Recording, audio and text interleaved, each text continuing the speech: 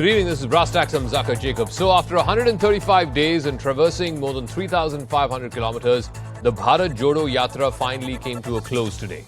While Rahul Gandhi has changed his look, he's grown a beard, he's acquired the role of a more serious politician, the proof of the pudding is in the eating. While the Congress may say that the Yatra should not be linked to elections, it has nothing to do with politics, fact is, that is what the Yatra and Mr. Rahul Gandhi are going to be judged by. Whether Bharat Jodo can actually result in Congress ko satta se jodo. Can the Congress emerge as a serious contender to take on the BJP in 2024? Can it be the fulcrum around which the opposition rallies itself to take on the election-winning juggernaut that is the BJP?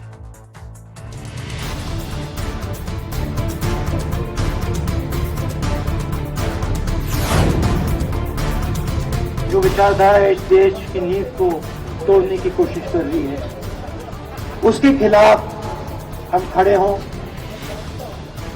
मिलकर खड़े हों, नफरत से नहीं, क्योंकि वो हमारा तरीका नहीं है, मोहब्बत से खड़े हों। आपने राहुल गांधी जी को और प्रियंका गांधी जी को बर्फ के गोलों के साथ तो खेलते देखा, लेकिन शायद वो धन्यवाद करना भूल गए माननीय प्रधानमंत्री नरेंद्र मोदी जी का, जिन्होंने सत्ता में आने के बाद अनुच्छेद 370 और 35 को सदा सदा के लिए खत्म किया।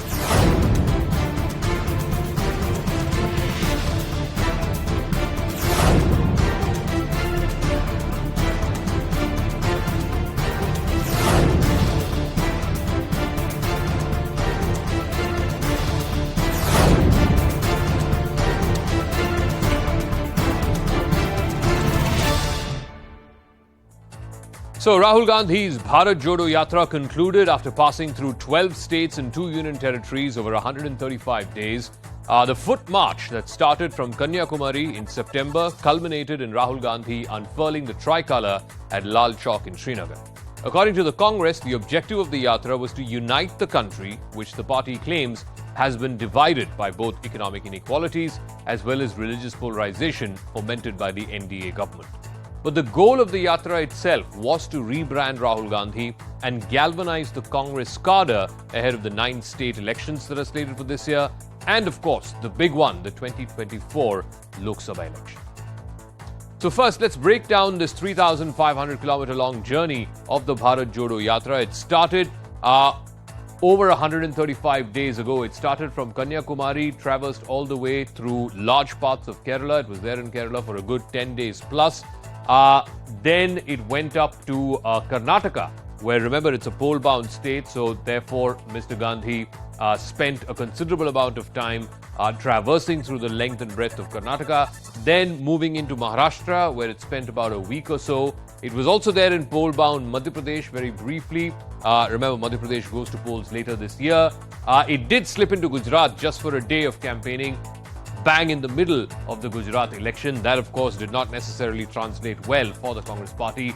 Then off into Rajasthan, where in Kota, Dausa, Alwar, and finally making its way into Delhi in late December. There was a controversy then as well, of course, around Corona and not being allowed to have mass gatherings, after which it took a break in the last week of December, the first week of January, and then it resumed again earlier this month through Haryana, into Punjab, and then 10 days ago entering into the state of Jammu and Kashmir, finally culminating, like I said, yesterday with the tricolour at Lal Chowk and today's rally at the Sher-e-Kashmir Stadium. But it's not like this 3,500 kilometer long journey was without its share of controversies. Over the last 135 days, like I said, it started off in Tamil Nadu, where the BJP attacked Rahul Gandhi for wearing a t-shirt that was allegedly over 40,000 rupees. Then the Congress tweeted a picture of khaki shots, saying that khaki shots is often associated with the RSS. The shots were set on fire. That, of course, triggered a backlash from the BJP. It also accused the Congress of being anti-Hindu after he met with controversial Christian pastor George Ponnaya. Then, just as the Yatra was to enter Delhi in the last week of December, Union Health Minister Mansukh Mandavia advised the suspension of the Yatra because of COVID protocols, and he said that COVID protocols were being broken by the Yatra, so there was a controversy around that. The Congress and the BJP squared off again when former RBI Governor Raghuram Rajan joined the march, the BJP saying that this is proof that he was not politically non-affiliated. There was also the former army chief, General Deepak Kapoor, who joined in Haryana. That too became a political talking point. In fact, Rahul Gandhi's no sweater, only t-shirt look in the heights of winter in North India, that also grabbed a lot of attention. He then went on to claim that the Congress believes in tapasya, whereas the BJP is a party that stands up for puja or worship. Another controversy that hit the Yatra was when DSSP leader Chaudhry Lal Singh decided to join the Yatra despite opposition from within a section of the Congress. In fact, most recently, and this has been the biggest controversy in the 3 months of the Yatra, senior Congress leader Digvijay Singh demanding proof of the surgical strikes, which Rahul Gandhi went on to say was a ridiculous statement. Now, before the Yatra, it was becoming increasingly clear that Rahul Gandhi's rallies in small towns and villages were no longer translating into votes for the Congress. But that changed with the Yatra, which involved walking more than 25 kilometers every single day, meeting hundreds of local-level stakeholders on a daily basis. The Yatra demonstrated a shift in Rahul Gandhi's leadership skills, his ability to reach out to a cross-section of people.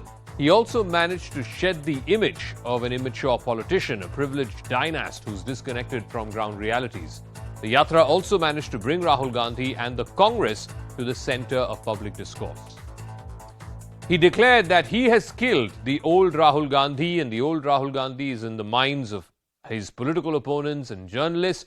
He says he's emerged as a new person, but that was not the only controversial statement he made during these last 100 days. Rahul Gandhi आपके दिमाग में है, मैंने मार दिया उसको, वो है ही नहीं, मेरे माइंड में है ही नहीं, गया वो, गया। जिस व्यक्ति को आप देख रहे हो वो राहुल गांधी नहीं है। जब तक मैं नहीं कांपूंगा मैं टी शर्ट पहनूंगा। जब कांपना शुरू हो जाएगा, जब मुझे अच्छी ठंड लगने लगेगी, जबरदस्त कठिनाई होगी, तो फिर मैं स्वेटर पहनने का सोचूंगा, मगर उससे पहले नहीं करूंगा। जिन्होंने 2000 स्क्वायर किलोमीटर हिंदुस्तान का उठा लिया, जिन्होंने हिंदुस्तान के 20 जवानों को शहीद किया, जो हमारे जवानों को अरुणाचल प्रदेश में पीट रहे हैं।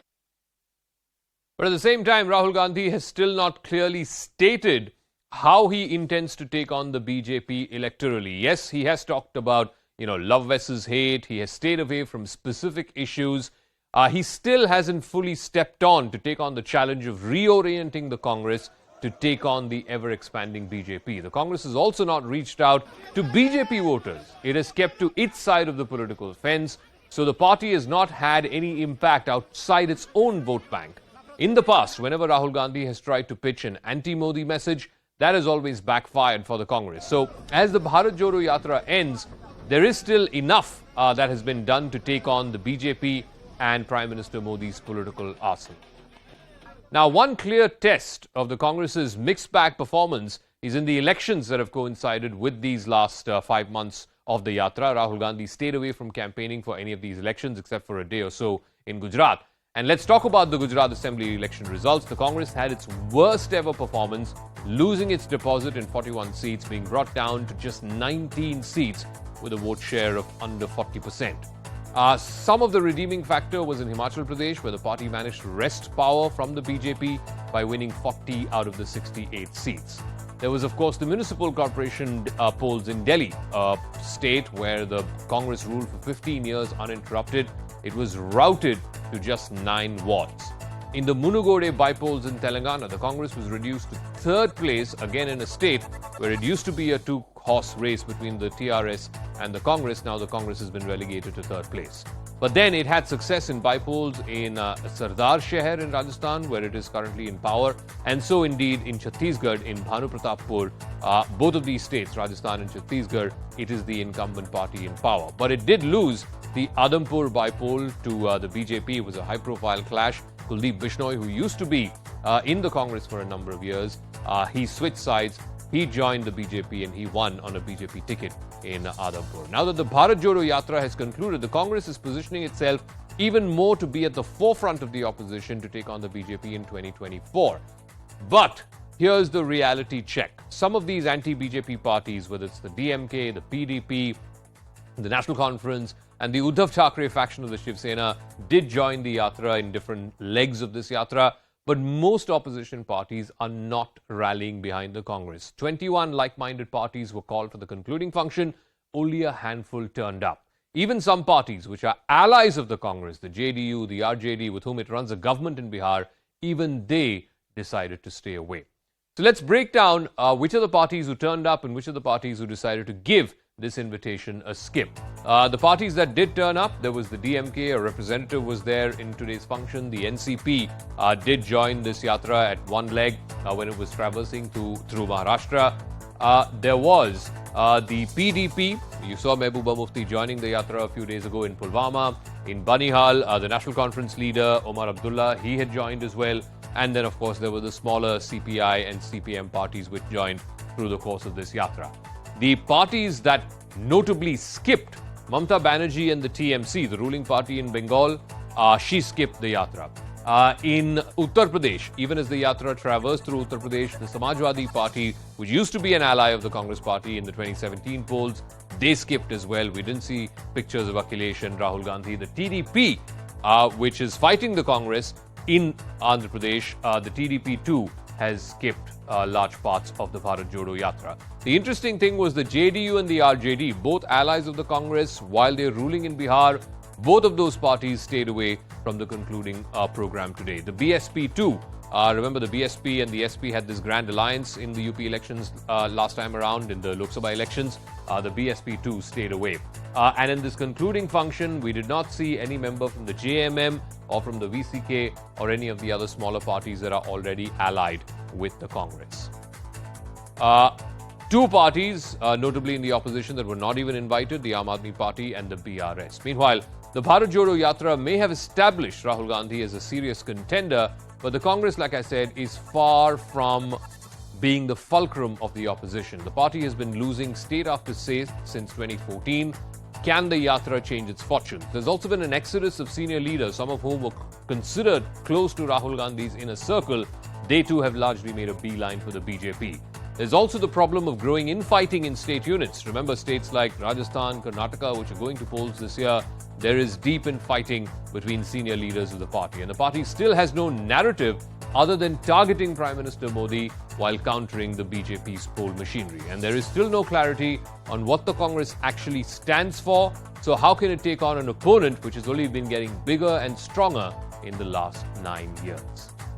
So let me now open this up to our guests who are joining us. Syed Zafar Islam is spokesperson of the BJP. Dr. Shama Mohammed is Congress Party spokesperson. Riju Dutta, spokesperson of the TMC. TKS Elangovan, senior leader of the DMK. Ajay Alok, formerly with the JDU and now a political analyst. And Rashid Kidwai, senior journalist, somebody who's got his finger on the pulse within the Congress Party. Let me start with Dr. Shama Mohammed. I just outlined very elaborately for our viewers what the Yatra set out to achieve, what it possibly has achieved, and what still remains to be done. Ultimately, whether or not the Congress likes it, whether or not you link this to electoral results, the fact is, Dr. Shama Mohammed, the Yatra and Mr. Rahul Gandhi's transformation will be judged by electoral results. So far, in the course of these last 135 days, we haven't seen electoral results backing the Yatra or the crowds that the Yatra was drawing. Will that be a factor that will be a problem for Rahul Gandhi and the Bharat Jodo Yatra? My dearest Zakka, you are a very senior journalist and I expected a very positive story today. Let's understand one thing. There is a man called Rahul Gandhi who walked from starting on the 7th of September and ended today, that is 30th, walked 4,080 kilometers in 116 days, did more than 100 public meetings, addressed 13 press conferences, and then showed discipline, showed grit, and showed determination to complete this yatra. I remember when we started off, many people said this yatra will not finish, there won't be a crowd once we cross the southern states. I mean, I was there in the southern states, I've done some of the northern states, and I've seen the crowd throughout. So let's talk about today a positive story instead of the negativity about what is not going to happen and what has happened. You know, what has this yatra done? For the first time, after our freedom struggle, after 1947. First time somebody has walked throughout, getting up every day at 5 o'clock in the morning from Kanyakumari to Kashmir, and we hoisted the national flag. So what I'm trying to say is, let's talk about that. And what was the yatra started on? The yatra was not started on to get opposition parties together. The yatra was started on to fight the hatred, to bring people together. Like Rahul Gandhi said, nafrat ke bazaar mein muhabbat ke dukaan kholna. And to fight the price rise, to listen to people, to fight the unemployment in this country. You know, what we hear is a Mann Ki Baat all the time. And here there was Jan Ki Baat. He was listening to the people and taking in their problems, listening to them, what various issues. And remember that it was not just some industrialist he met. I'm not begrudging anything that Rahul Gandhi has done over the last 4 or 5 months. Of course, it takes tremendous stamina, energy, grit and determination to traverse 3,000, 4,000 kilometers, walking 20, 25 kilometers a day. No one's taking that away from him. But ultimately, the proof of the pudding is going to be an electoral success. If all of this is not going to change the Congress's fortunes, whether it is in the upcoming state elections or whether it is in Lok Sabha 2024, the yatra will not have been judged kindly. That's just the reality. That's just the reality of the electoral democracy that we live in. No, I understand what you're saying, Zakka dear. And let me tell you, there is one mistake you made today is BSP's representative was there. I am in Srinagar today. I was there. It was snowing heavily today. We all were under the snow, snowing heavily, but still we continued with the program. All the invitees spoke. Rahul Gandhi ji spoke, Kharge ji spoke, Priyanka ji spoke, all of them spoke. So it is not that there was no representative from the BSP. And electoral success, let me tell you that when he started off the yatra, how do we know that this will not relate into electoral success? Nobody is saying that there will be no electoral success out of it or not. No one's talked about it. But what we have to see today is that which you didn't let me finish, is that he has met industrialists, he has met the manual scavenger, Manrega workers, teachers, old people, young people, every walk, farmers, fishermen, every walk of life. Can you imagine? Let me tell you something which I have witnessed personally. Walking with people, talking to them, and then afterwards also meeting them during your lunch break. Everything, every possible. The man has not rested. He's been committed. And let's talk about what has happened. And let me tell you, okay, so let me ask Zafar Islam. Let me open this up. Let me just finish. Let me finish. Dr. Shama Mohammed, point. Please. One point. I've been on you for the last 5 minutes. Let me now open this up to the rest of the panelists. Zafar Islam, one thing even the BJP will have to, whether begrudgingly or otherwise, concede to, is that Rahul Gandhi's image as a non-serious politician, a politician who goes off on breaks and holidays every few months, that has changed. You have to now contend with this gentleman and with the Congress party. He is offering, whether there are takers for it or not, but he is offering what he believes is an alternate idea of India, an alternate politics to India. Whether or not there are takers, we'll know. But at least you have to give him credit for staying the course for the last 5 months, waking up every morning and walking 25 kilometers. Not an easy thing.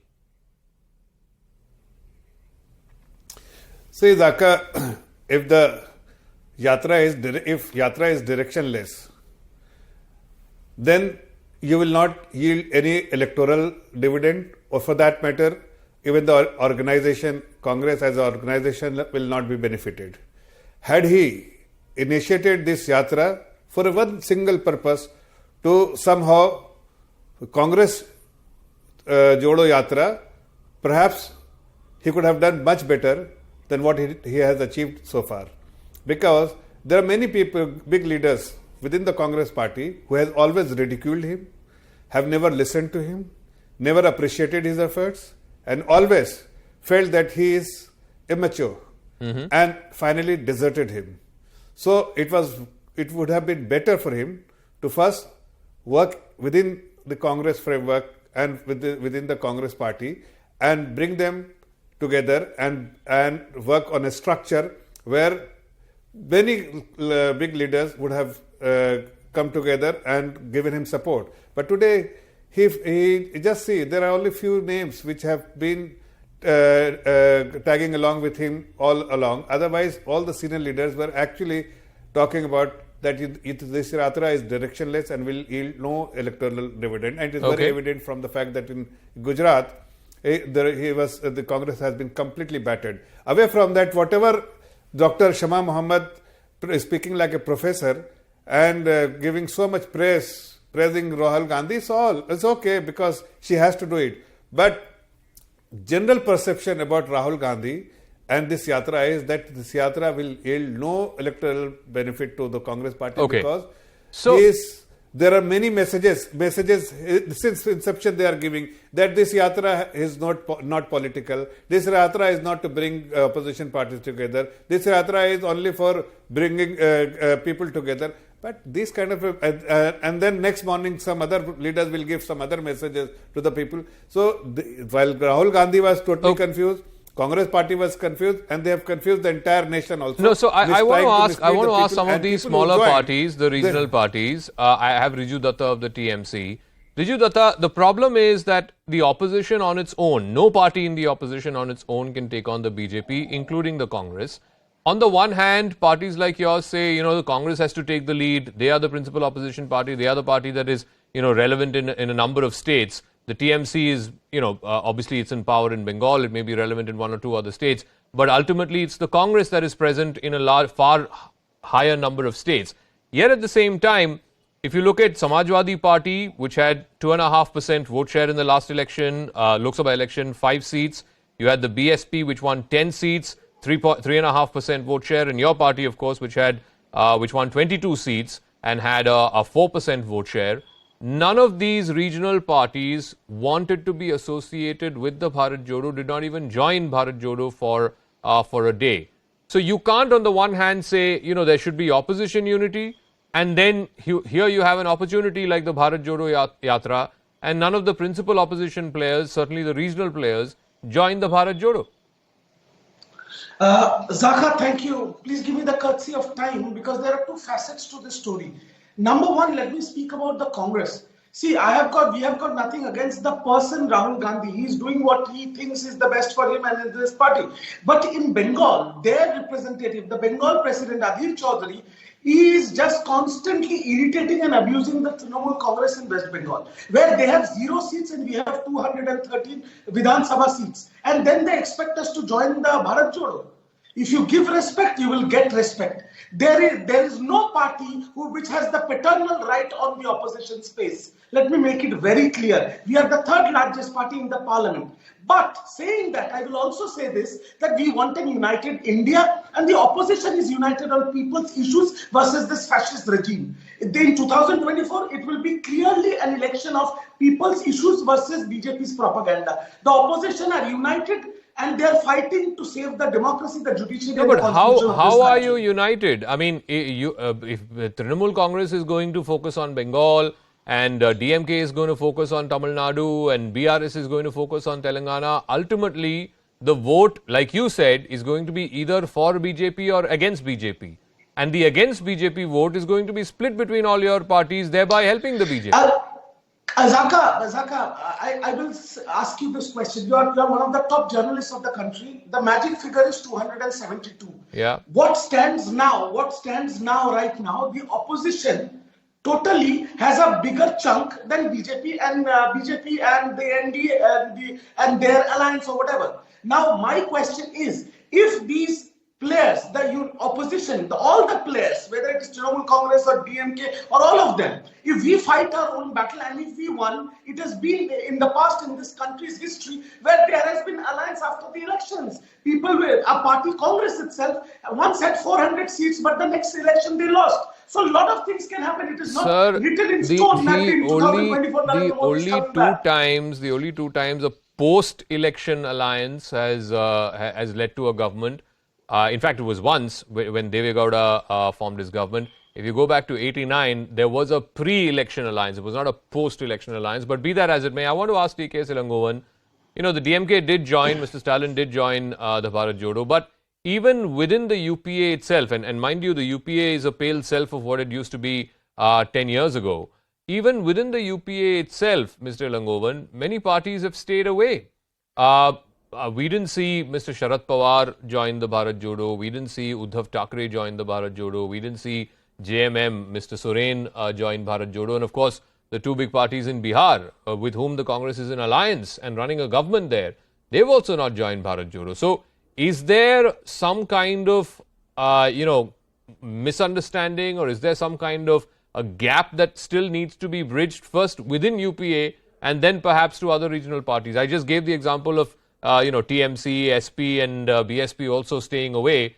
But at least they have the benefit that they're not part of the UPA. Even UPA allies have not turned up. What explains that? No.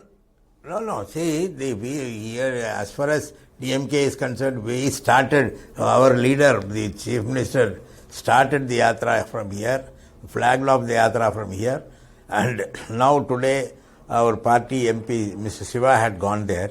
But see, this is a Yatra by a party leader. Mm-hmm. So this does not mean, it is not for electoral purpose. What I see is it is not for electoral purpose. He is going with a message to the people that we should unite. Unite for what? Is a question which he had explained here and there wherever he had spoken. But when the elections come, these parties will decide as to who should not come back to power because of the problems India is facing as of now. We should decide as to which party should not come to power. So at that time, all parties will unite. That is my expectation, because every party is opposed to BJP. Congress is not their main enemy.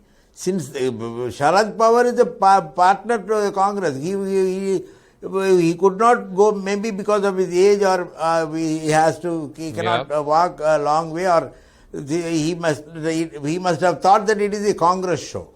That may be the reason. But they all know that BJP should be removed from power. So they will stand united during elections. But this Yatra is not for elections. I think there will be a unity when they think that only with this unity we can defeat BJP. They will all stand united during the elections. Okay, by we'll the time see if there that will be unity leaders happens. who will work for this unity. We'll see if that unity happens in 2024. But I want to ask Ajay Alok, and for me, one of the surprising aspects was, Ajay Alok, both the ruling parties, JDU and RJD, which are in alliance, part of the Gathbandhan in Bihar, staying away from the Bharat Jodo Yatra. What explains that? And I humbly disagree with both Shama Mohammed and with Mr. TKS Elangovan.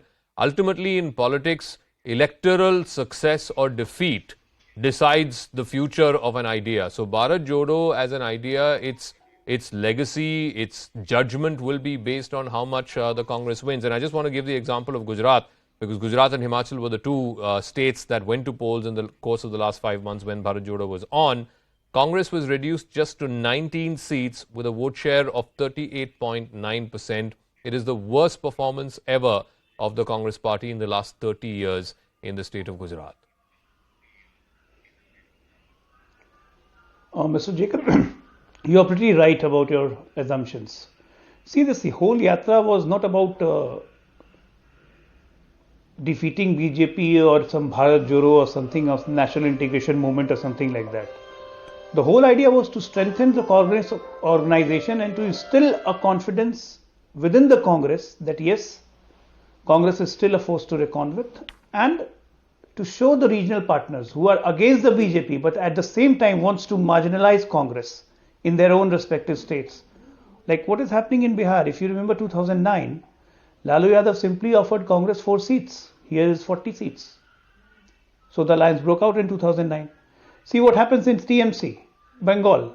Mamta Didi is not going to have an alliance with Congress. Yeah. Now these regional parties, whether Samajwadi Party in UP, JDU, RJD in Bihar, TMC in West Bengal, DMK in the Tamil Nadu, they all want Congress to compromise respectively in the name of opposition unity and then fight election, for which Congress won't be ready because it's a pan-national party. It has to show the presence.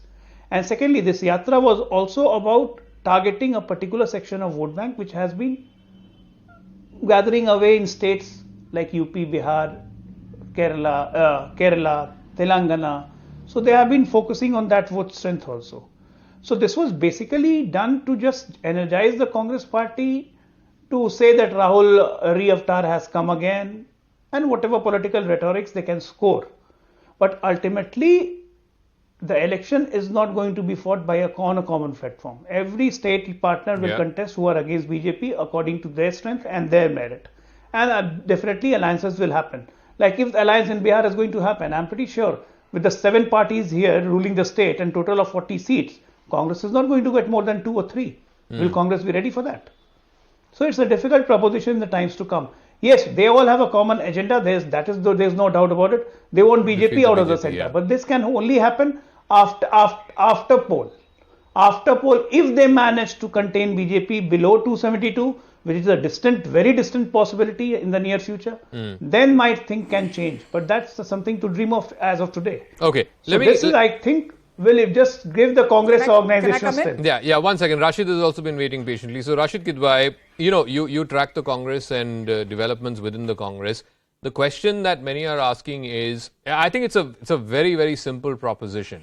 In 2019, between the BJP and the Congress, these so-called straight fights, there was 180 seats which were a straight fight, of which the BJP won 164 and only 16 seats the Congress was able to win. So basically the BJP won 10 times more than what the Congress was able to win in those straight fights. There were, I think, 13 states where the Congress did not even open its account. It did not get a single seat in 13 states. Can the Congress, because of Bharat Jodo, change those two statistics? Can it, better its performance in straight fights with the BJP? And can it start by opening its account in some of these 13 states where it's got 0 MPs from?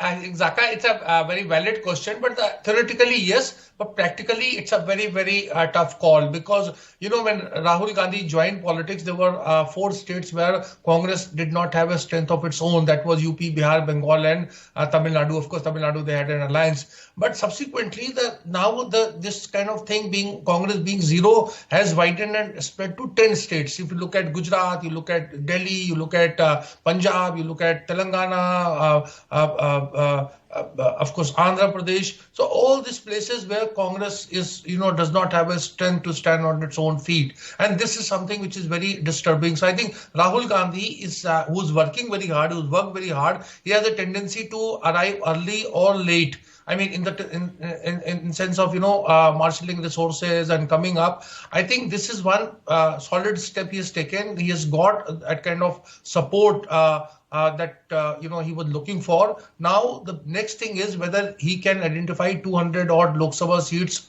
all over the country. That's some of the things that you were mentioning, and bring Congress to fight that. Now this is easier said than done because if you look at that Yatra was very carefully curated kind of narrative. It had a lot of outsiders in it, the civil society, the Teen Bandar organization. Everything was very, nicely done. Now, when it comes to Congress, if he goes for another yatra, that would be overkill because the congressmen are not really, in that sense, politically organized to do this thing. They are doing, haath se haath jodo. You see what happens to that yatra. So I think now the real task or difficult task of Rahul Gandhi begins. No, the most difficult task, and Shama Mohammed, you will agree with this, is not so much the walking from Kanyakumari to Kashmir, not taking anything away from Mr. Gandhi. It is pretty commendable, the energy and stamina required to do that. But I think it would take far more of his time, attention and energy to build a Congress organization in these 3,500 kilometers, in these 12 states that he traversed.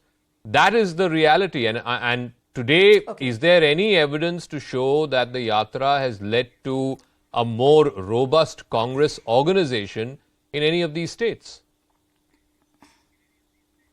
Okay, Zakka, just give me a few minutes because I was waiting for a long.